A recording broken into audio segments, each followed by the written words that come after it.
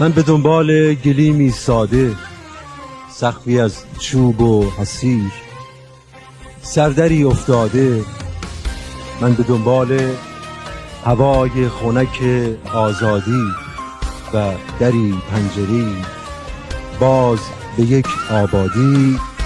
روزها میگردم تا از اینجا بروم.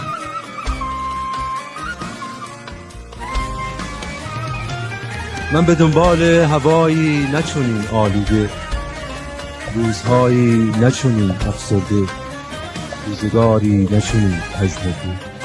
روزها میگردم تا از اینجا برم.